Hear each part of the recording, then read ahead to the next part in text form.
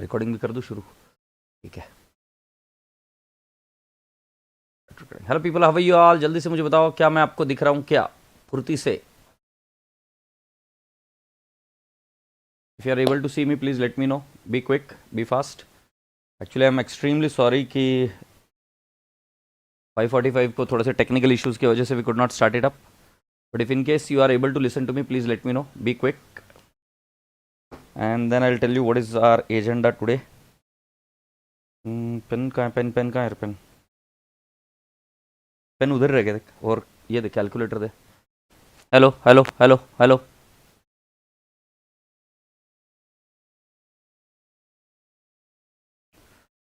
all right. So Raja beta ji, what we will be doing is we will be solving the consolidated P&L account question which was asked in the exams, and this particular question is gonna help you out to जो कुछ भी एक छोटे मोटे आपको confusion थे उन confusion को सॉर्ट आउट करने के लिए मैं कोशिश करूंगा। तो पहले before we go head, shall we understand the strategy ki what all we should be doing from the exam perspective. So first thing कि बेटा जी जो कुछ भी ठीक है, स्टडी पैटर्न थोड़ी सी देर के बाद मैं बताता हूँ। First let's start with this question. तो बेटा आप सभी लोगों से रिक्वेस्ट है कि दिसंबर 2021 का पेपर निकाल लीजिए। दिसंबर 2021 के पेपर में I tell you which is the question number which you है gonna see. Consolidated P&L account का क्वेश्चन नंबर है I guess, yeah, so this is question number 4. So please come down to the December 21. There we have got question number 4.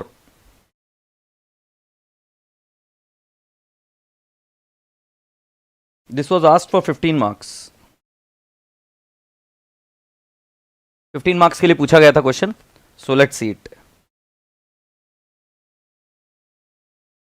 So boys and girls, let's read this question. Question number 4 है, the trial balance of X Limited and Y Limited as on 31st March 2021 were as under, and you have got equity share capital 7% preference share capital. Now this 7% preference share capital is in Y Limited.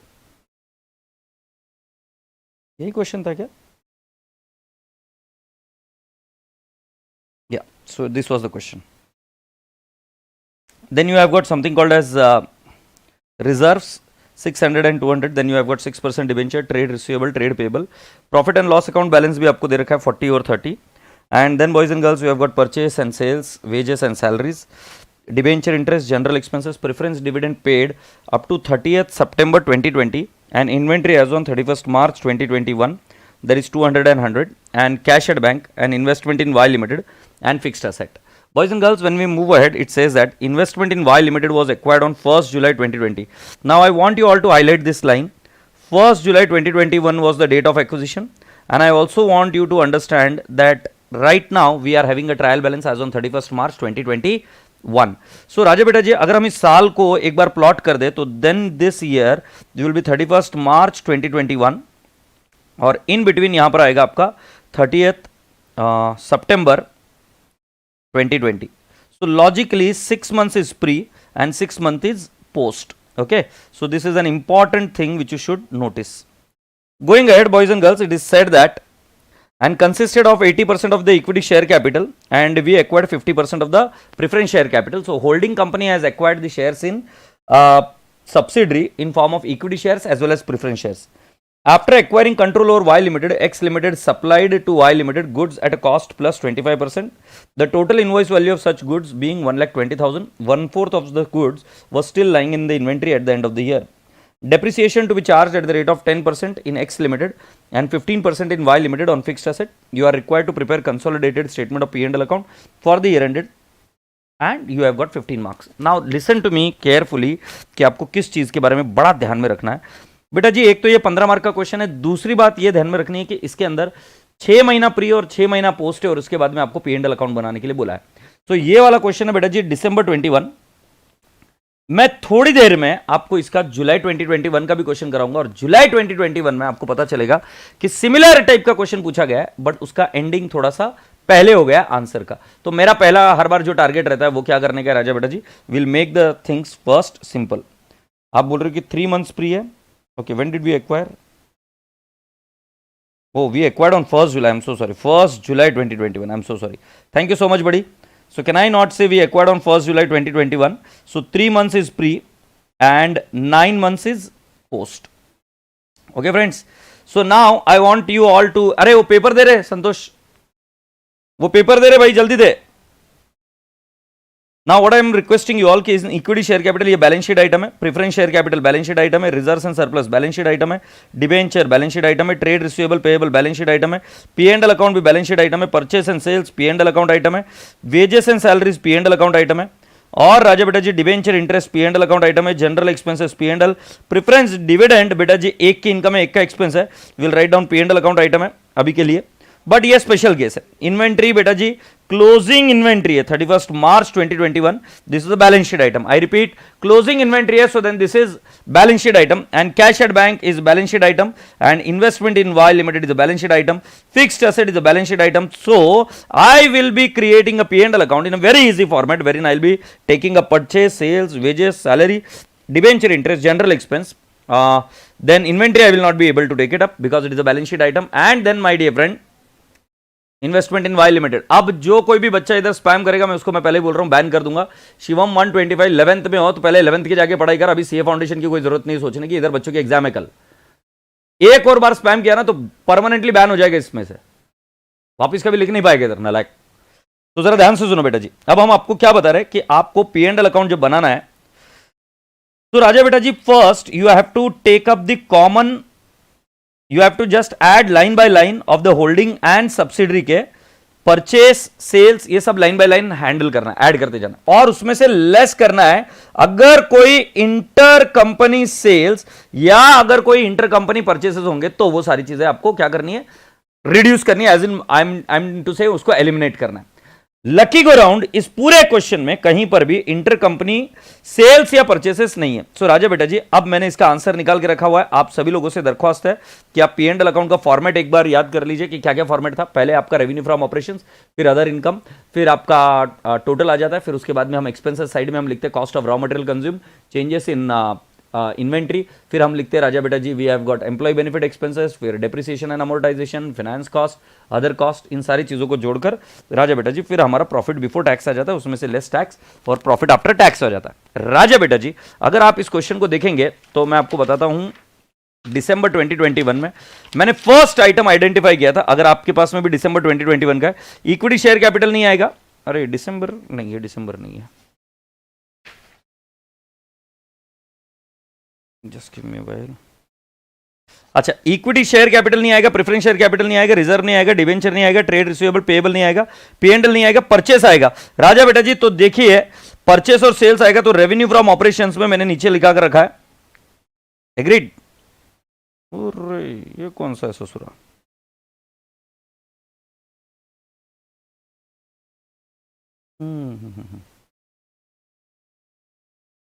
इसका answer solve करके रखा हुआ है बेटा मैंने, तो वो आपको दिखाता हूं.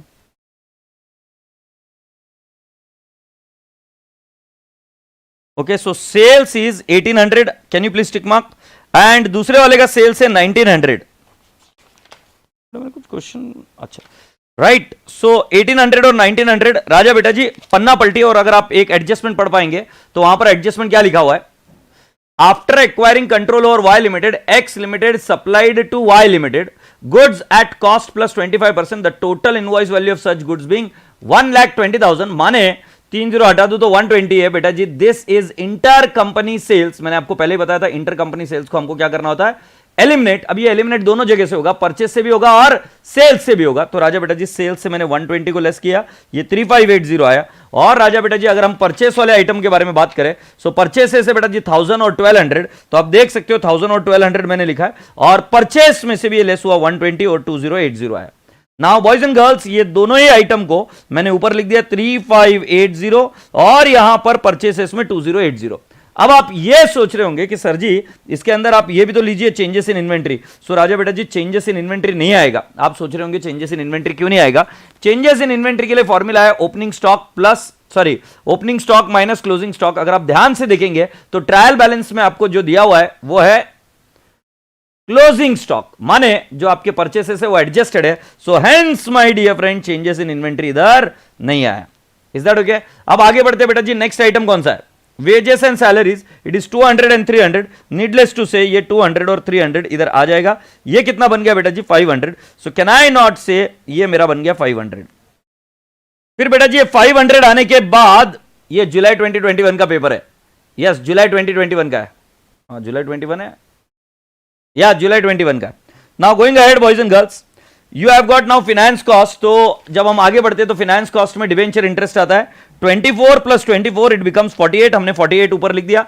डेप्रिसिएशन और अमोर्टाइजेशन बेटा जी हमने निकाला 2200 का 10%, ये 220 आया. और राजा बेटा जी जो वाई लिमिटेड है उसका कितना है? 1580 का 15%. तो रसगुल्ले बच्चों ये 237 आया और आपका अमाउंट आया 457. आशा करता हूं कि आपको भी ये बात समझ में आ गई. आगे बढ़ते हैं राजा बेटा जी. ये जुलाई 21 का है, मैंने गलती से बताया जुलाई 21 है. अदर एक्सपेंसेस में क्या क्या आएगा बेटा जी? जनरल एक्सपेंसेस 160 और 120, तो ये कितना आ गया? 280. और मेरे रसगुल्ले बच्चों मैंने इन सभी चीजों को ऊपर ले लिया. 48, 457 और 280 और ये 3365, ये टोटल एक्सपेंसेस आ गया 3580 माइनस 3365. मेरा प्रॉफिट आफ्टर टैक्स 215 आ गया. तो पहले मुझे एक बात बता दो, क्या ये बात आपको समझ में आई कि नहीं आई? यस और नो? पहले जल्दी से मुझे बता दो, क्या ये बात समझ में आई कि नहीं? नोट नंबर लिखो बेटा. 3 नहीं आएगा. थर्ड एम्प्लॉय बेनिफिट एक्सपेंसेस है, ये एम्प्लॉय बेनिफिट एक्सपेंसेस थर्ड है.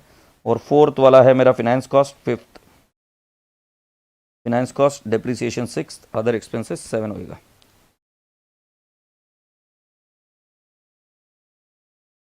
ये 4, अरे बाप रे, 4, 5, 6. तो मुझे बता दीजिए यहां तक समझ में आ गया क्या? Please let me know in case you people have understood so far. So what all we have done is we have just added line by line item. जो common items थे उन सभी को हमने क्या कर दिया? नॉक ऑफ कर दिया. अब उसके बाद में अगर आपको याद होगा तो हम करते थे analysis of the profit. But analysis of the profit के पहले मैं आपको बता दूं, ये 215 जो मैंने प्रॉफिट निकाला, ये प्रॉफिट किसके किसके बेटा जी? होल्डिंग और सब्सिडरी के दोनों के एडेड है. क्योंकि बेटा जी आपने जितने भी रेवेन्यू या सब चीजें ली दोनों के ऐड कर ली. अगर आपको याद होगा सो मैंने आपको बताया था कि analysis of the profit. Analysis of the profit जब हम क्लास में किया करते थे तो उसमें हम लिखा करते थे प्री और पोस्ट, राइट? सो मेरे रसगुल्ले बच्चों इधर मैंने स्टैंड अलोन सब्सिडरी का प्रॉफिट निकाला.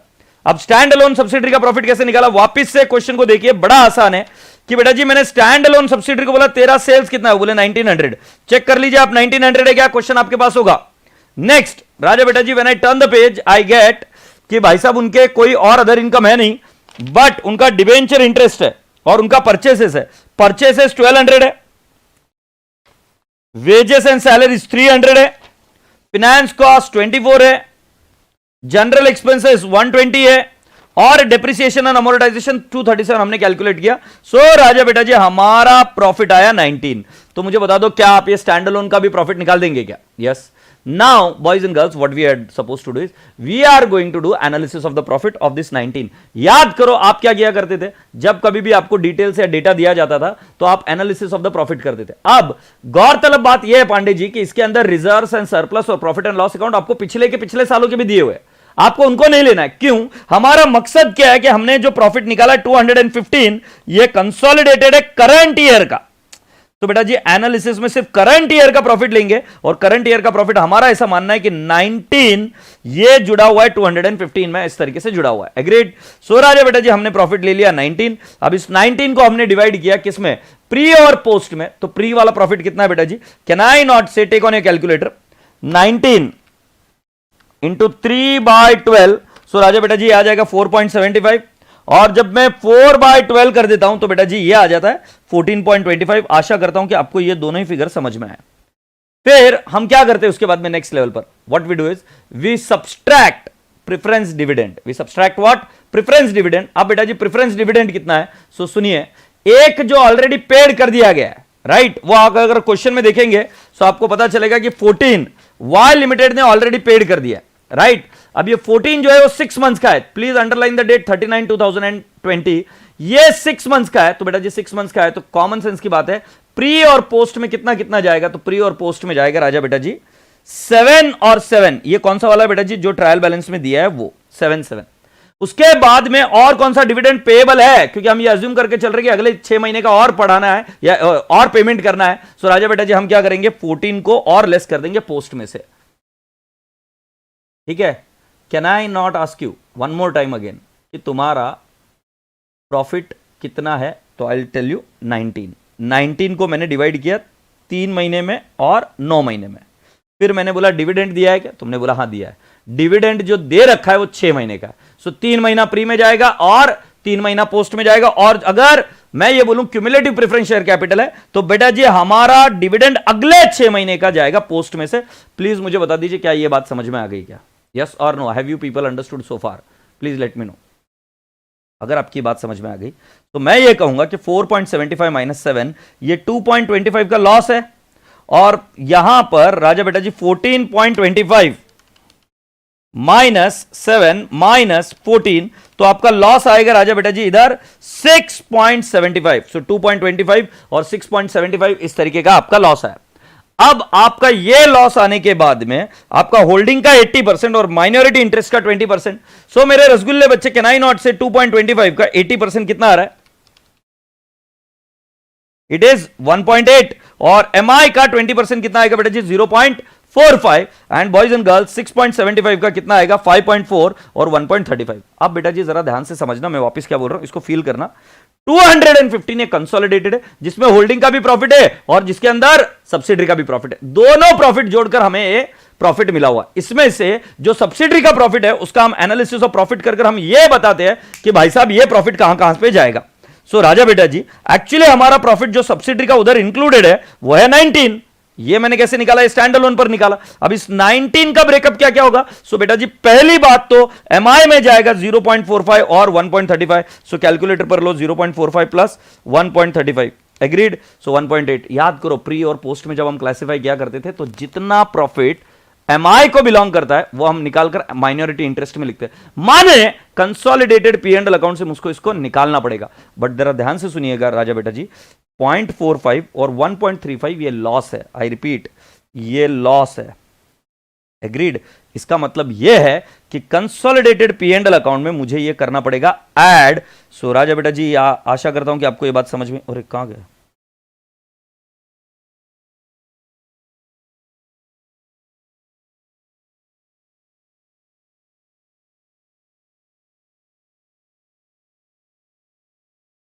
आशा करता हूं कि आपको ये बात समझ में आई इधर कि consolidated P and L account में 0.45 और 1.35 कितना आ रहा है? 1.8। सो मैंने बोला कि माइनॉरिटी इंटरेस्ट में जाता है, बट माइनॉरिटी इंटरेस्ट में अगर प्रॉफिट जाता तो फिर मैंने 1.8 को क्या कर दिया बेटा जी? ऐड। क्योंकि प्रॉफिट नहीं है ना, लॉस आ गया। ये देखो इधर लॉस आ रहा है ना। सो 1.45 और 1.35 ये मैंने क्या कर दिया? लेस। दूसरा 5.4 कहां जाता है? Consolidated P and L account. इसको रहने दो, यहीं पर ही रहने दो, मतलब इसको कुछ करो मत। बट 1.8 कहां जाता है? सीओसी में। और राजा बेटा जी ये भी लॉस है तो हमें इस 1.8 को भी जो सीओसी में जाएगा उसको क्या करना पड़ेगा? इधर माइनॉरिटी इंटरेस्ट 1.8 गया और सीओसी में जो 1.8 जाएगा उसको भी हमने क्या किया? निकाल दिया यहां से। फिर नेक्स्ट राजा बेटा जी देखो अभी वापिस से जब ये प्री और पोस्ट का वर्किंग चल रहा था नीचे का माइनॉरिटी में जा रहा है तो मैंने कंसोलिडेटेड से माइनॉरिटी को हटाया। फिर दूसरा 1.8 सीओसी में जा रहा है वो भी कंसोलिडेटेड पीएनएल में नहीं जा रहा है तो उसको भी मैंने हटाया। फिर बेटा जी राजा मैंने ऊपर से देखना शुरू किया, ये प्रेफरेंस डिविडेंड मिला साला प्री में, राइट 7। सो इसमें से होल्डिंग को मिला होगा 50% और एमआई को मिला होगा 50% क्योंकि ये प्रेफरेंस डिविडेंड है। सो राजा बेटा जी ये 3.5 कंसोलिडेटेड पीएनएल में जाता है क्या? नहीं। मैंने आपको सिखाया था कि अगर प्री से डिविडेंड जाता है तो वो 3.5 राजा बेटा जी हम डालेंगे उसको सीओसी में से। माने ये 3.5 भी हमें क्या करना पड़ेगा? रिवर्स। मतलब यहां पर अगर आप ध्यान से देखेंगे सो जरा कैलकुलेटर पर लीजिए 3.5 ये हमें रिवर्स करना होगा ना, क्योंकि 3.5 ये हमारा है ही नहीं, ये कहां पे जाएगा? सीओसी में। और दूसरा कौन सा है बेटा जी? यहां पर देखिए आप अगर ध्यान से देख पा रहे हो सो नेक्स्ट डिविडेंड है इधर 3.5, ये किसका है? एमआई का है। बट बेटा जी ये ऑलरेडी पेड है। नेक्स्ट है बेटा जी आपका 17.7 और 14 है, तो 7 और 14 का भी मैंने दो हिस्से किए 3.5 which belongs to the holding consolidated P and L account. अब जरा फील करना बेटा जी, होल्डिंग को डिविडेंड दिया, होल्डिंग को डिविडेंड दिया, सब्सिडरी ने दिया, सब्सिडरी का एक्सपेंस, होल्डिंग का एक्सपेंस, ये दोनों ही चीजें जब consolidated P and L account में आ जाएगी तो नॉक ऑफ हो जाएगी, इसलिए हमने इसको लिया ही नहीं। तो कुल मिलाकर अगर आप डिविडेंड देखेंगे टोटल, सो टोटल डिविडेंड कितना दिया है हमने? सो कैन आई नॉट से my total dividend is 7 plus 7 plus 14, so that turns out to 28. Okay, now boys and girls, all I'm just trying to say is कि इस 28 का breakup क्या है. तो आई एम सेइंग 28 का breakup है राजा बेटा जी कि इसमें से 50% किसको गया होगा, एमआई को गया होगा, 50% किसको गया होगा, होल्डिंग को गया होगा. इसमें से 50% एमआई को गया माने 14 एमआई को गया, और 14 किसको गया, होल्डिंग को. इस 14 में से भी बेटा जी हम ये कह सकते हैं कि पहले 6 महीने का ऑलरेडी पेड है, तो 7 is paid and 7 is not paid, and the remaining I said you कि 14 का होल्डिंग को मिला है, सो 7 is paid and 7 is not paid. और जो 7 is not, sorry I mean 7 जो पेड है उसके अंदर 3.5 ये कहां चला गया, सीओसी में, और जो बचा हुआ 3.5 है ये कहां जाना चाहिए, पी एंड एल में, और जो ये 7 है नॉट पेड ये भी कहां जाना चाहिए, पी एंड एल में. ये समझने बार की बात है सर जी, मैं वापस समझाता हूं जरा देखिए. टोटल डिविडेंड कितना है, 28. इसके बारे में कोई शक है क्या, नहीं. तो राजा बेटा जी इसके कितने हिस्से, 7 और 7, 14 और 14, क्यों, 50% माइनॉरिटी का और 50% सब्सिडरी का. अब बेटा जी माइनॉरिटी में प्री पोस्ट कुछ नहीं होता है, तो माइनॉरिटी को 7 गया और बचा हुआ होल्डिंग को गया, ये माइनॉरिटी को 7 गया, 14 ये एमआई का है ना 14, और 7 एमआई को गया, पेड है, और 7 अभी भी पेएबल है. 14 का भी राजा बेटा जी 7 is paid and 7 is payable.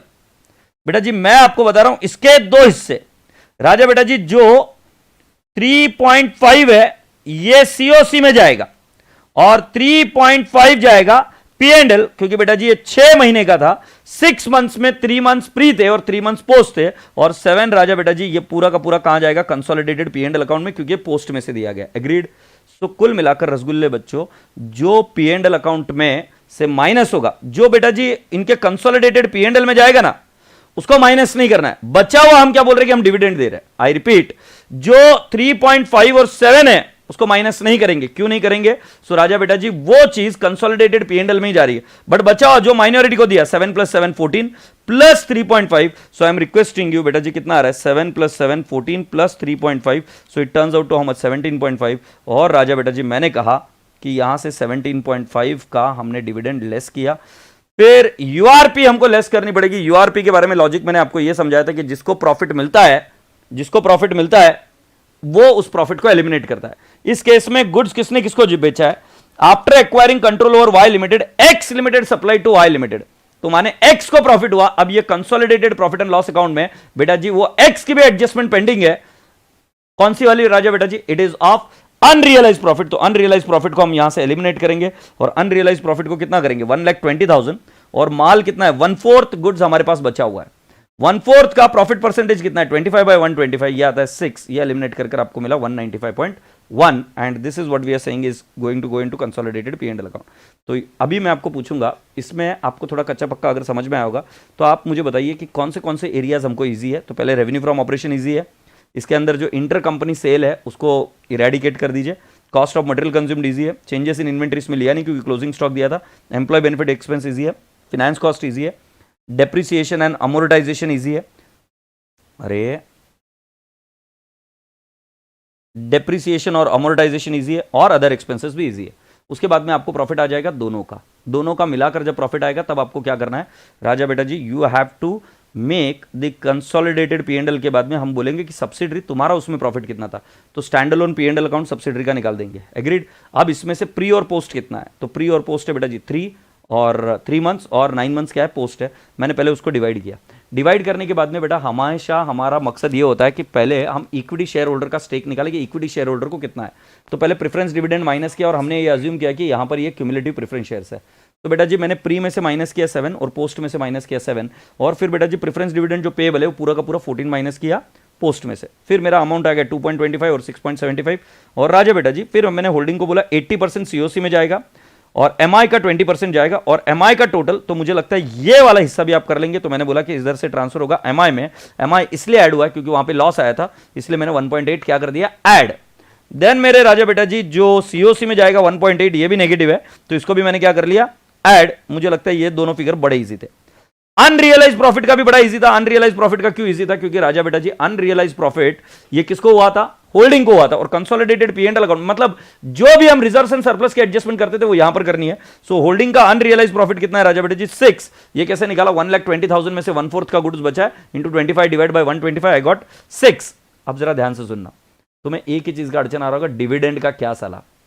मैं क्या बोल रहा हूं, एकदम सिंपल सी बात है, डिविडेंड दिया है, हमें मिला है, मैं बोल रहा हूं जो कंसोलिडेटेड पी&एल अकाउंट में जाएगा ना उसको छोड़, बाकी का डिविडेंड जो और कहीं जाने वाला था तो वो घुसकर बैठा हुआ है ना इधर कंसोलिडेटेड पी&एल, यहां से उसको निकालना पड़ेगा। तो मैंने कहा भाई डिविडेंड कितना दिया, एकदम शॉर्टकट से मैंने बोला 28 दिया, 28 में से 50-50%। एमआई को कितना दिया, तो बेटा जी 14 दिया।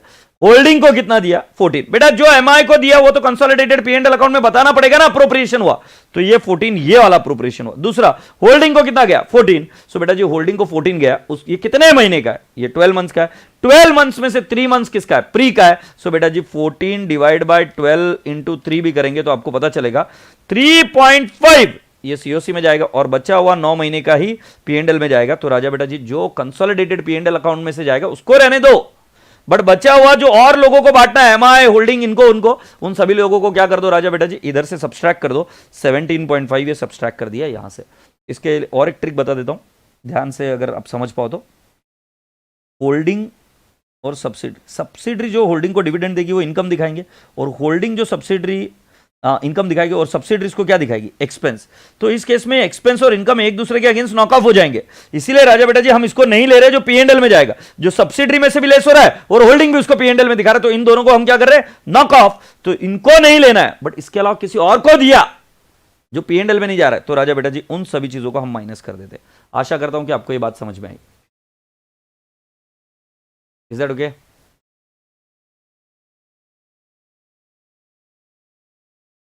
सर नवंबर 21, बेटा मेरे को पता था कि आप इस प्रकार का ये आएगा क्वेश्चन आपका। सो राजा बेटा जी ये क्वेश्चन हमने किया है जुलाई 21 का, है ना। सो जुलाई 21 के बाद में मुझे ये पता था कि आपको एक क्वेरी आएगी, इसीलिए मैंने जुलाई 21 का भी पेपर सॉल्व किया, और वो है मून और स्टार का, क्योंकि मुझे पता था कि ये कंफ्यूजन मेरे को आपका मिटाना है, इसकी वजह से मैंने ये सारा काम किया। सो अभी एक सभी लोगों से रिक्वेस्ट है कि आप सभी लोग इस क्वेश्चन को भी एक बार डिस्कस कर लेते हम। और अभी हम किस में है बेटा जी, वी आर देयर इन जुलाई 21 का है क्या,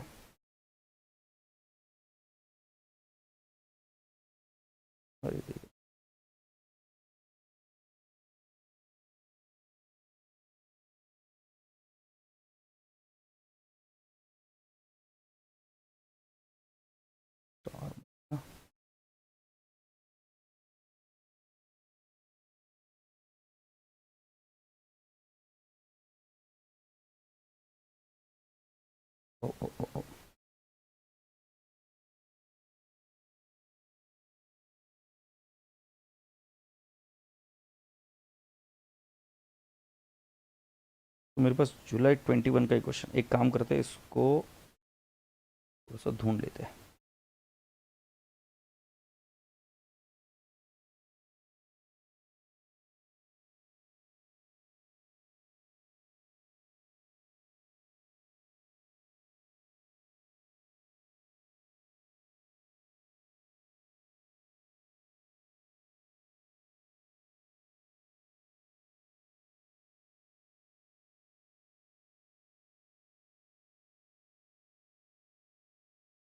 चलो कोई नहीं बेटा जी, यहां से ही देख लेते हैं।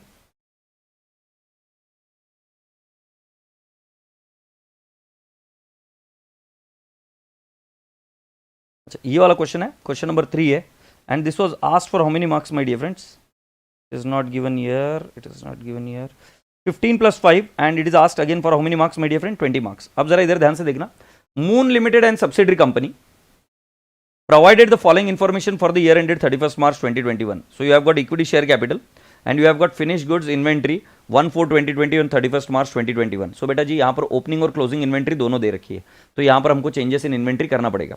गोइंग एड, डिविडेंड इनकम दे रखा है, other non operating income, raw material consumed, selling and distribution expenses, production expenses, loss on sale of investment, sale and other operating income, wages and salaries, general and administration expenses, royalty paid, depreciation, interest expense, right? And on 1st September 2018 Moon Limited acquired 50,000 equity shares of 100 each fully paid up at Star Limited. अब अगर इधर ध्यान से देखो बेटा के, तो यहां पर सारा का सारा प्रॉफिट पोस्ट है। आई रिपीट, यहां पर सारा का सारा प्रॉफिट कौन सा है, पोस्ट है। ये 31 मार्च 21 का हमें ट्रायल बैलेंस दे रखा है, और जब आप नीचे देखते हो तो 1 सितंबर 2018 में हमने इनको एक्वायर किया था, तो हमारा सारा का सारा प्रॉफिट क्या है, पोस्ट है। पोस्ट क्यों, क्योंकि 18 के बाद का तो सारा प्रॉफिट पोस्ट ही, और हम 2021 में। Star Limited paid a dividend of 10% for the year ended 31st March 2020. The dividend was correctly accounted for by Moon Limited. So बेटा जी Star Limited माने सब्सिडरी, इन्होंने डिविडेंड दिया है, डिविडेंड को लास्ट में लेते, बट मैं आपको एक चीज बता देता हूं, स्टार डिविडेंड देगा कहां से? पोस्ट में से। 31 मार्च 2020 का डिविडेंड दिया, पोस्ट में से देगा।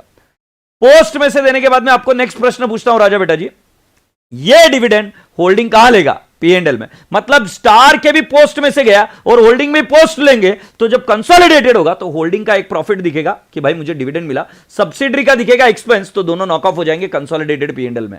राइट, पिछले बार भी यही था, मैंने बोला जो जो P&L में जाएगा उसको लेना नहीं है, इसीलिए यहां पर ये डिविडेंड को नहीं लिया, क्योंकि अगर ये इन्होंने क्या बोला, the dividend was correctly accounted for by Moon Limited, अगर डिविडेंड इसको इन्वेस्टमेंट में से लेस कर देता ना तो हमें P&L अकाउंट में ऐड करना पड़ता, इधर ये नॉक ऑफ हो गया।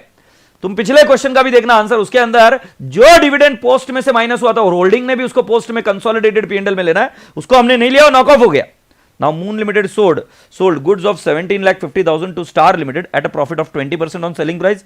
Inventory of Star Limited includes goods of 7 lakh received from Moon Limited. अब जरा ध्यान से देखना, होल्डिंग ने माल बेचा है किसको? सब्सिडरी को। आई रिपीट, होल्डिंग ने माल बेचा है सब्सिडरी को, प्रॉफिट किसको हुआ? होल्डिंग को, और होल्डिंग के प्रॉफिट में से हमें यूआरपी को क्या करना होगा? लेस। आगे बढ़े, selling and distribution expenses of Star limited includes 2,12,500 paid to Moon Limited as brokerage fees. General and admin expenses of Moon Limited include 2,80,000 paid to Star Limited as consultancy fees, and Star Limited use some resources of Moon Limited and Star Limited paid 50,000 to Moon Limited as royalty. Now prepare consolidated statement of P&L account of Moon Limited and its subsidiary Star Limited for the year ended 31st March 2021 as per Schedule 3 to the Companies Act 2013. Harshika बेटा, मैंने बड़ी मेहनत करी क्योंकि मुझे पता है कि आज आपका टाइम बड़ा इंपॉर्टेंट है, तो मैंने राजा बेटा जी सारे क्वेश्चन के आंसर्स में लिख के लाया हूँ जो मुझे आपको कराने हैं, तो मैंने पहले इनको घर पर कर दिए और फिर मैं आपके सामने आया हूँ. तो गुड़िया अभी लिख कर नहीं करा सकता मैं, क्योंकि लिख कर कराऊंगा तो जिन बच्चों ने ये समझने के लिए मुझे बोला था कि सर थोड़ा P&L अकाउंट में क्वेरी आ रहा है वो समझा दो, तो उसके लिए मैं आया हूँ. So I hope you people will agree on this, और मैं इसके लिए लिख कर इसको सॉल्व नहीं करूंगा, मैंने आज ही लिखा है सारी चीज़ें कि आपको समझा सको इजीली. एग्रीड. सो राजा बेटा जी अब जरा जुलाई 2021 के क्वेश्चन में आ जाते हैं. जुलाई 21 या दिसंबर. तो इसके अंदर बेटा जी हमें पहले सेल्स एंड ऑपरेटिंग इनकम लेना है. तो सेल्स और ऑपरेटिंग इनकम, आशा करता हूं कि आपके पास क्वेश्चन है, तो जरा देखना. वहां पर sales and operating income Moon Limited का है 3,32,50,000. ये 3,32,50,000 ये इजी है. अब जो जो इजी पार्ट है वो देख लो. फिर है 1,90,75,000. फिर राजा बेटा जी आपका टोटल आ गया 5,23,25,000. अब इसमें से अब पन्ना पलटेंगे तो आप पढ़ेंगे adjustment number 1, moon limited sold. अब मून लिमिटेड सोल्ड 17,50,000 का, तो ये इंटर कंपनी सेल्स हो गया 17,50,000. Selling and distribution expenses of Star limited include 2,12,000. देखो सेलिंग डिस्ट्रीब्यूशन एक का खर्चा है बट एक की इनकम है. अब वो इनकम डायरेक्ट भी हो सकती है और इनडायरेक्ट भी हो सकती है, मतलब अदर इनकम में भी लिया जा सकता है. हमने अज्यूम किया कि उन्होंने डायरेक्ट इनकम अज्यूम किया. देखो कभी भी किसी भी व्यक्ति का एक का एक्सपेंस होगा एक का इनकम होगा. हमारा काम क्या है कि जो इंटर कंपनी सेल्स कि जो ट्रांजैक्शन है उनको हम एलिमिनेट करें. सो 2,12,500 ये कहां से लेस हो गया बेटा जी? हमने इसको लेस कर दिया सेल्स में से.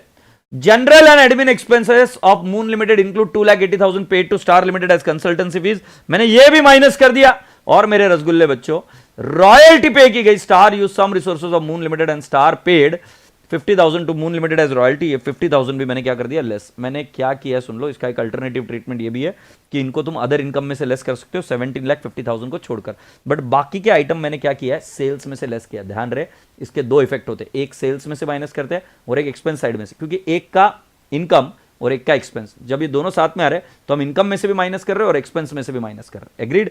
सो बेटा जी इस तरीके से हमारा रेवेन्यू फ्रॉम ऑपरेशन इतना आ गया. फिर हम क्या करते हैं राजा बेटा जी? Cost of raw material consume लिखते हैं, उसमें अंदर आता है opening cost of other income भी है क्या इसके अंदर? अच्छा अदर इनकम कौन सी है भाई, ये कब आ गई? सो अदर इनकम में है बेटा जी डिविडेंड इनकम. सो 16,80,000 और 4,37,500. अदर ऑपरेटिंग इनकम है, नॉन ऑपरेटिंग इनकम दिया हुआ है उसी के नीचे 3,50,000 और 1,05,000. सो ये टोटल आ गया 25,72,500. Loss on sale of investment भी है बेटा जी 262,500, मैंने यहां से लेस किया. यह आया 23,10,000। कुछ बच्चे अब ये क्वेश्चन पूछेंगे, sir loss on sale of investment इधर क्यों लिया? बेटा शेड्यूल 3 में loss on sale of investment ये हम अदर इनकम के अंदर दिखाते और वहां पर मैंने चीज दिखाई। सो बेटा जी कुल मिलाकर मेरे 2 आइटम तो आ गए, ये इधर पहला और ये दूसरा। आशा करता हूं कि यहां तक बात आपको समझ में। फिर क्या हुआ?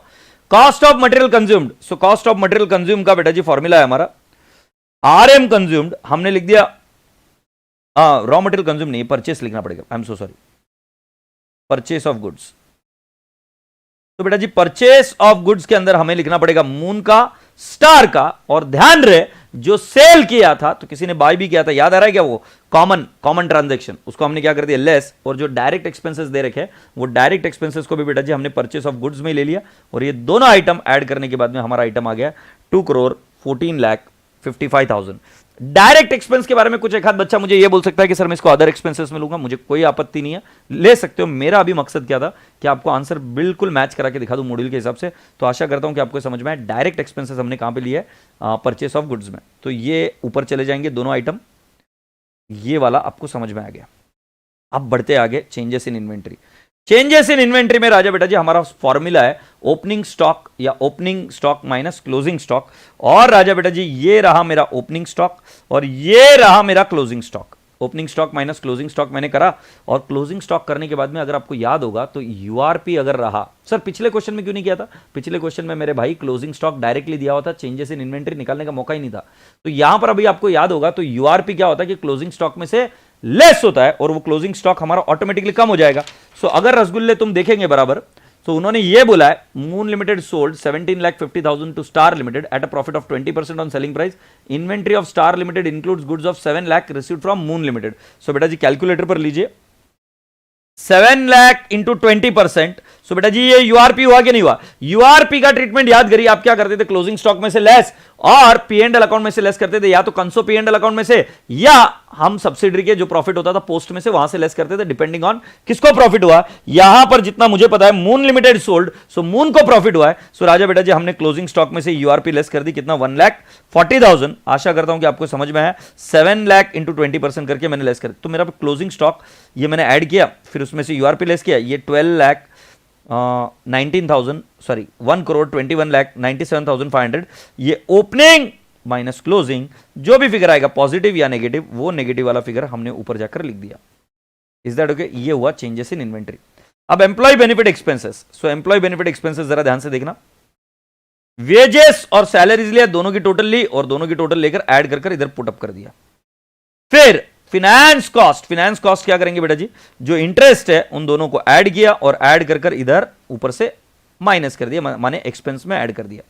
डेप्रिसिएशन और अमोर्टाइजेशन भी बिल्कुल ऐसा ही है, ये डेप्रिसिएशन और अमोर्टाइजेशन भी कोई बड़ी बात नहीं, ये हमने लेकर इधर ऊपर डाल दिया 4,50,000। अब अदर एक्सपेंसेस में तुम्हें अगर याद होगा तो सेल्स में से परचेस में ये फिगर का सेकंड इफेक्ट चला गया, बट 2,12,500 का सेलिंग एंड डिस्ट्रीब्यूशन एक्सपेंस में कंसल्टेंसी फीस है और रॉयल्टी है, इसका सेकंड इफेक्ट देना बाकी है ना भाई साहब। इनकम में से लेस हो गया, एक्सपेंस में से भी तो लेस करना पड़ेगा। सो अगर आप देखेंगे तो अदर एक्सपेंसेस में मैंने थोड़ा सा और ब्रेकअप दिया।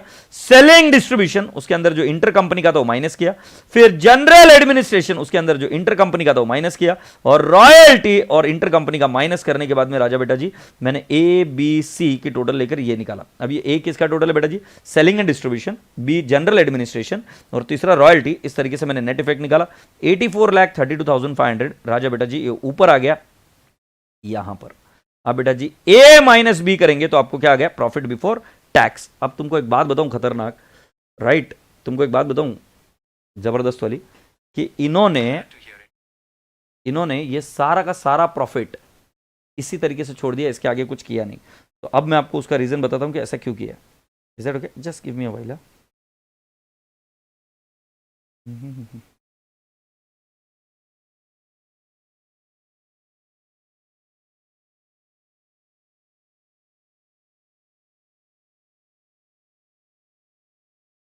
तो सुनिए अभी मेरी बात क्या हुआ बेटा। मैंने पिछली बार क्वेश्चन में क्या किया था? मैंने क्या किया था कि मैंने सब्सिडरी का प्रॉफिट निकाला, तो सब्सिडरी का प्रॉफिट मैंने इस बार इस तरफ निकाल दिया। सब्सिडरी का प्रॉफिट निकालते हो बेटा जी आपको कोई भी जो कोई भी इंटर कंपनी ट्रांजैक्शन है उसको एलिमिनेट करने की जरूरत नहीं, उसको एलिमिनेट करना होता है कंसोलिडेटेड में। तो कंसोलिडेटेड में करके कर दिया। अब यहां पर रेवेन्यू फ्रॉम ऑपरेशन हमने निकाला, ये किसका है? सब्सिडरी का। अगर आप जाओ तो क्वेश्चन में देखते रहो, आपको पता चलेगा। मैं आपको बता रहा हूं इस क्वेश्चन में क्यों नहीं किया, एक्चुअली इस क्वेश्चन में करने की जरूरत क्यों नहीं पड़ी, मैं आपको बता रहा हूं। फिर अदर इनकम भी उन्होंने लिया और नॉन ऑपरेटिंग इनकम, इस तरीके से हमारा टोटल इनकम आया। रॉ मटेरियल कंज्यूम्ड हमने लेस किया, जरा जाके चेक कर लो, यही सारे फिगर्स है, वहां पर डायरेक्टली वही के वही लेस किए। मतलब ये नॉर्मल कंपनी फाइनल अकाउंट में प्रॉफिट निकालते वैसे डायरेक्ट एक्सपेंसेस लेस किया बेटा जी। चेंजेस इन इन्वेंट्री, ये सिर्फ ओपनिंग माइनस क्लोजिंग किया। अब आप बोलोगे सर इधर यूआरपी का कॉन्सेप्ट बेटा जी कंसोलिडेटेड में, यहां पर चेंजेस इन इन्वेंट्री कैसे निकाला एक बार जरा देखेंगे आप।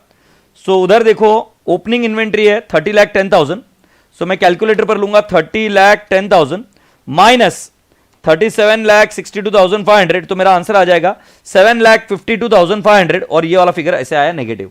गोइंग अहेड बेटा जी एम्प्लॉय बेनिफिट एक्सपेंसेस ये कितना है? 2,45,000 डायरेक्टली मैंने लिया। देन राजा बेटा जी नहीं 24,50,000 है, इंटरेस्ट 52,500 है और मेरे रसगुल्लो डेप्रिसिएशन 140 है, एडमिन एक्सपेंसेस रॉयल्टी और 15,75,000 ये करने के लेस बाद मेरा प्रॉफिट इतना आया। मुझे नहीं लगता इसमें कोई दिक्कत है। पहले मुझे बताओ कंसोलिडेटेड किया, कंसोलिडेटेड के बाद में क्या किया? We just calculated the profit of this entity and the profit of this entity is how much? 87,52,500। Have you all understood? पहले मुझे यहां तक बताओ, फिर हम आगे की बात करेंगे। बी क्विक जल्दी से इतना सा बता दो, क्योंकि मुझे दो क्वेश्चन अभी वापस कंपेयर करना है। ये वाला जो वर्किंग है ना, ये आपको इस बार सजेस्टेड में नहीं दिख रहा है, और एक सजेस्टेड में दिखता है साला, एक सजेस्टेड में नहीं दिखता है, तो तुम्हारी बैंड बचती है वहां पर, राइट? तुम्हें दो सजेस्टेड में, एक में दिख रहा है एक में नहीं दिख रहा है, तो मैंने इसका भी स्टैंड अलोन प्रॉफिट निकाला। अब स्टैंड अलोन प्रॉफिट निकालने के बाद में ये प्रॉफिट 2021 का है, बरोबर है मेरे बच्चे? और इसके पहले हमने इसको एक्वायर किया 2018 में, एग्रीड? सो राजा बेटा जी यहां पर फिर मैंने एनालिसिस ऑफ द प्रॉफिट किया प्री और पोस्ट में। अब जब मैंने प्री और पोस्ट में किया तो रसगुल्ले प्रॉफिट प्री में कुछ नहीं है, मैंने सारा का सारा प्रॉफिट लिया पोस्ट में। तुम बोलोगे सर डिविडेंड लेस करो 31 मार्च 20 का जो डिक्लेयर किया था, जैसे पिछली बार किया था प्रेफरेंस डिविडेंड। मैं बोल रहा हूं नहीं करना पड़ेगा, क्योंकि रूल सिंपल है, क्योंकि राजा बेटा जी प्री का डिविडेंड है ये 31 मार्च 20 का, ये प्रॉफिट 2021 का है, गो एंड चेक, इसलिए डिविडेंड भी लेस नहीं हुआ। अब 87,52,500 ये प्रॉफिट आया, उसमें से एमआई को जाएगा इतना और होल्डिंग को जाएगा इतना, एग्रीड? हमने उसका ब्रेकअप किया। सो राजा बेटा जी इतना जरूर करना चाहिए था इन्होंने कि ये प्रॉफिट बिफोर टैक्स आया 1,10,10,000, तो उसमें से आपको अगर कुछ ब्रेकअप दिखाना ही था तो कितना दिखाना चाहिए था कि माइनॉरिटी को जाएगा 14,58,750। सो आप ऐसा लिख सकते हो यहां पर एमआई और बचा हुआ कंसो पी&एल अकाउंट में जाएगा, क्योंकि ये कंसोलिडेटेड पी&एल है। कंसोलिडेटेड में मतलब सब्सिडरी का भी है और होल्डिंग का भी है, बट सब्सिडरी का किधर जाता है? एक एमआई में भी जाता है और एक होल्डिंग को मिलता है। तो बेटा जी जितना एमआई को मिला, एमआई को कितना मिलना चाहिए? 14,58,750। तो मैं इधर लिख सकता हूं 14,58,750 ये एमआई को जाएगा और बचा हुआ जो अमाउंट है वो किसको चला जाएगा? होल्डिंग के कंसोलिडेटेड पी&एल अकाउंट में इतना जाएगा।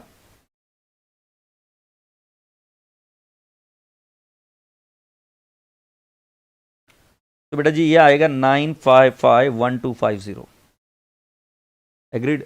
चलो मैं आपको पी&एल अकाउंट को शॉर्टकट में करके बता देता हूं।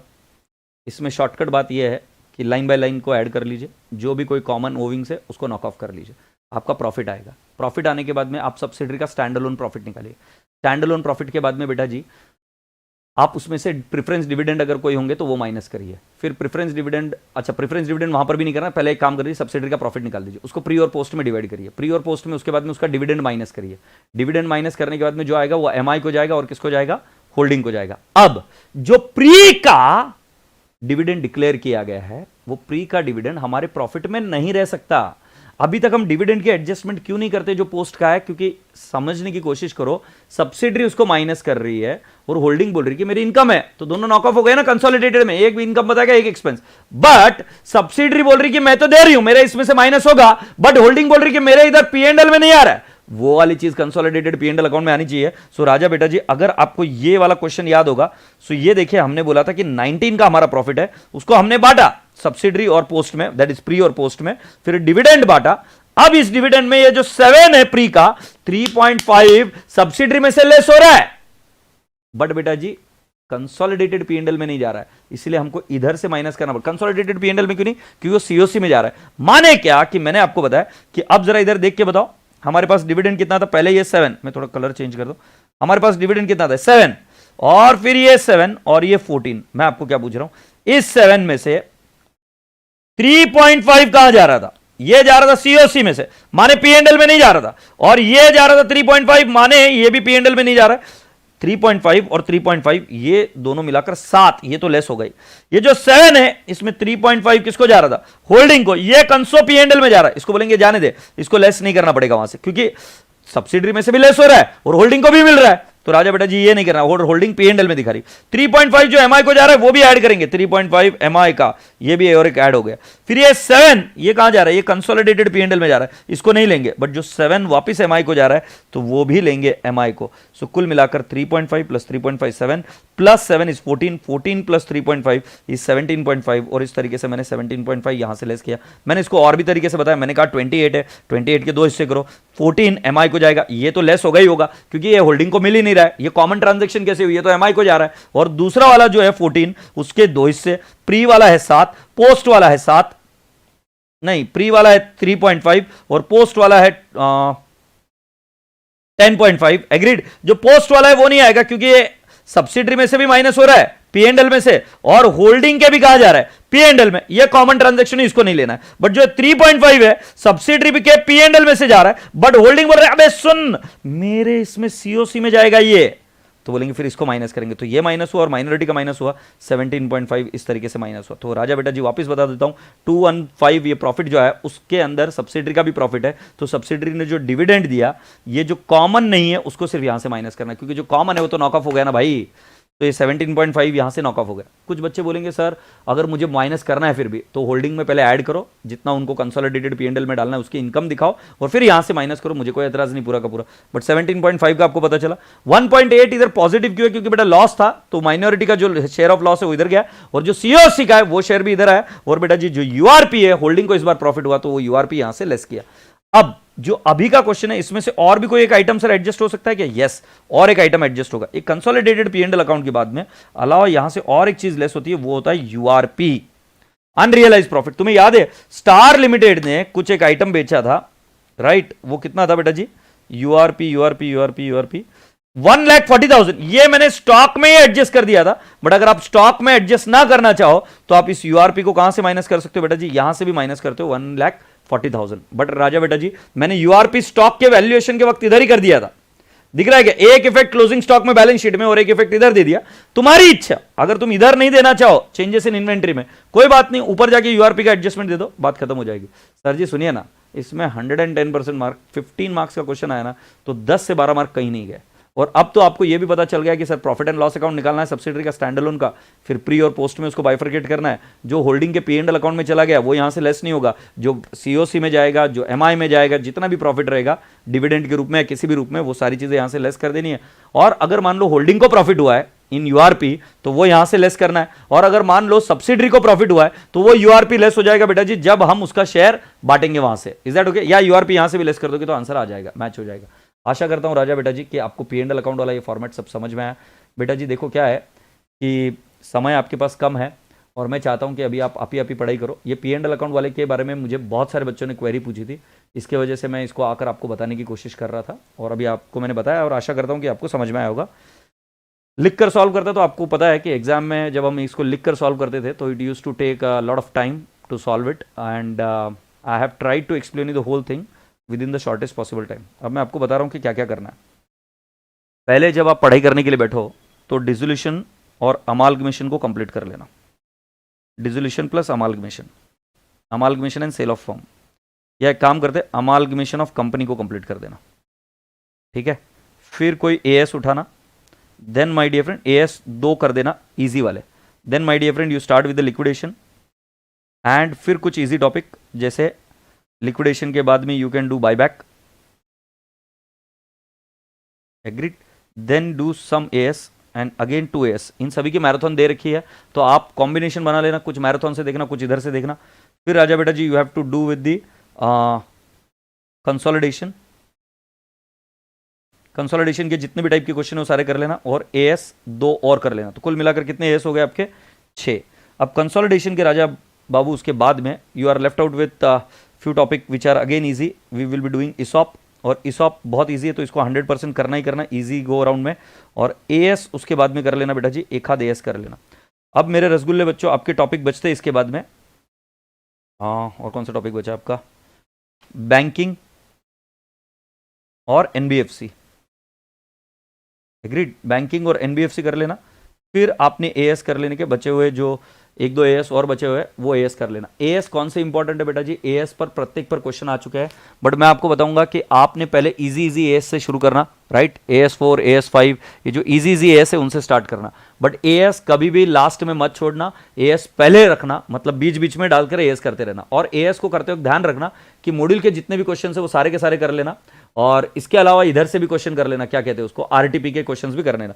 ऑफ कोर्स पलक तुम बराबर बता रहे हो, इंटरनल रिकंस्ट्रक्शन भी आपने करना है। Is that okay? Internal reconstruction. और कोई टॉपिक रहता है क्या इंटरनल रिकंस्ट्रक्शन के अलावा? और कोई टॉपिक रहता है ना? रहता है क्या भाई?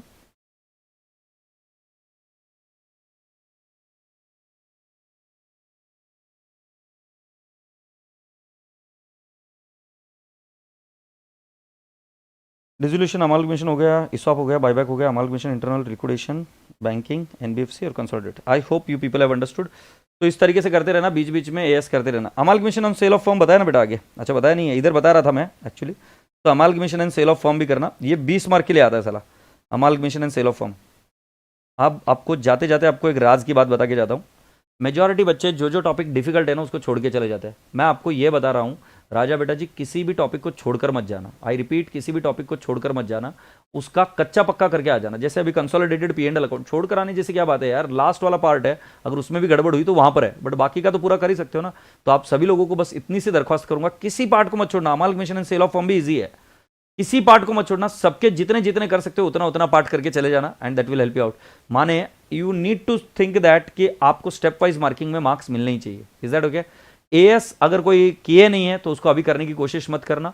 एएस अगर वैसे शॉर्टकट में करना ही है तो आपको एएस के मॉड्यूल के जो क्वेश्चन है उनको देखकर जाना है। Is that okay? तो राजा बेटा जी प्लीज अच्छे से प्रिपेयर करना, खुद पर भरोसा रखना, डर लगेगा लगते रहने देना, डर मुझे दे देना, राइट? और अगर कोशिश करोगे तो 110% आपका आंसर आ जाएगा। सर मेजर चैप्टर्स हो गए बट फिर भी लिटिल अफ्रेड है, व्हाट टू डू? जय, मैं आपको एक बात बताऊं क्या, डर किसको लगता है? एक बहुत गरीब आदमी रहेगा ना जिसके पास खोने के लिए कुछ नहीं है, उसको कभी डर नहीं लगेगा, वो बिंदास जाता है। बट जो आदमी ने पढ़ाई की है उसको डर लगना मुनासिब है, और उसको डर लगेगा, डर लगता है मेरे भाई। ये जो बोलते हैं ना सब लोग झूठ बोलते हैं कि डर नहीं लगता है। तुम्हें पता है, मैं आज कसम खा के बता रहा हूँ, जब मैं इधर आ रहा था ना तो मेरे ऊपर इतना प्रेशर था कि मुझे कई सारे बच्चों ने P&L अकाउंट करवाने के लिए बोला था। तो I sat for the first time in my life, I wrote whole of the answers, कि भाई साहब मैं आंसर के साथ आपके सामने जाऊंगा और लिखूंगा। भाई साहब मुझे भी ये चिंता थी कि मैं आपका समय कहीं पर भी बर्बाद ना करूं। तो डर किसको नहीं लगता है मेरे भाई? एक्सपर्ट से एक्सपर्ट, बड़े से बड़े इंसान को डर लगता है। वो डर लगना एक बड़ी अच्छी चीज़ है, it should work positively. But ये मत करना कि डर लगे तो चुपचाप होकर बैठ जाओ, ये मत करना। Is that okay? तो कोशिश करते रहना, पुश करते रहना, and things should be all fine. Sir ये बोल रहा है कि sir can we get your group 2 AS marathon? It is already there beta on YouTube, you can watch. Of course there are not all the AS, but majority of the AS are being covered there, and you can definitely watch those AS. Is that okay? So वहाँ से आपकी सारी चीज़ें cover हो जाएगी। तो अभी फिलहाल के लिए खुदा हाफिज, take care, lots of love, bye bye, take care. Sir statement of affairs ना करे तो चलेगा क्या? स्टेटमेंट ऑफ अफेयर्स मतलब, अरे फॉर्मेट बेस्ड है यार पिल्लुड़े, आप भरोसा मान मेरी ताशवी, बहुत ईजी है। आज एक दिन एक प्रॉब्लम भी देखेगी तो हो जाएगा। मतलब मैं कभी बोलता नहीं कि लास्ट मोमेंट पर करो, बट स्टेटमेंट ऑफ अफेयर्स तो बड़ा ईजी है यार, बड़ा ईजी है। Sir done with all the illustrations of the module, what to do next? AS करो बेटा जी, और लिखने की प्रैक्टिस करो। अगर लिखने की प्रैक्टिस करोगे तो हो जाएगा। P&L अकाउंट में कोई क्वेरी होगी तो मुझे जल्दी से पूछ लो, मैं वापस समझाने के लिए तैयार हूं, but otherwise there is nothing to worry. Sir list H आ सकता है क्या? अरे भाई वो लिस्ट एच में items contributing to the deficiency and items reducing the deficiency जो सिखाया था उस तरीके से उतना फॉर्मेट याद करके चला जा, जितना तेरे को उसके अंदर फिल इन द ब्लैंक्स करते आ सकता है ना उतना करके आ जा। फिल इन द ब्लैंक्स करके आ नहीं यार, है ना? चिंता मत करो। CRR और SLR रेट में कोई डिफरेंस नहीं है, जो क्लास में कराई थी वही करो, कोई टेंशन नहीं है। सर आज कौन से चैप्टर खत्म करें? आज मेरे हिसाब से 2 AS और एक मेजर टॉपिक और एक छोटा टॉपिक खत्म करके सोना चाहिए। Sir done with all the chapters and AS except liquidation. So कोई चिंता नहीं भाई, हो जाएगा, टेंशन नहीं है ना? थ्योरी क्वेश्चंस अभी दिमाग नहीं लगाना हिमांशु, अभी दिमाग नहीं लगाना, जो AS के उतने ही कर लो, है ना? So I love you all बेटा जी, thank you so much and God bless you all, bye bye, take care, खुदा हाफिज। ओके, खुश रहना, हंसते रहना, मुस्कुराते रहना। पेपर अगर मुश्किल भी आए तो टेंशन मत लेना मेरा भाई, जहां तक आए वहां तक करके आना, क्योंकि उस पेपर में बैठकर कोई डिसीजन मत लेना, जहां तक आए ना वहां तक करके आना मेरे भाई। तुम्हारे माँ बाप है ना तुम्हारे लिए आस लगा कर बैठते बेटा, और तुम कोशिश भी नहीं करके आओ ना, ये सबसे बड़ी गलत बात है यार। तुम जाओगे पेपर में, मैं बता रहा हूं 4 में से 1 पेपर तो टफ आना ही आना है, बट जो भी पेपर टफ आएगा आपको फिर भी बैठकर जितना आपको करते आता है उतना करके आओगे, बस इतना वचन देके जाओ। बाकी मुझे आप पर पूरा भरोसा है, अपनी इतनी मेहनत की पास होना ही है, बट आप भाग के आते हो और उस समय डिसीजन लेते हो, बस मुझे उसका ही डर लगता है। Is that okay?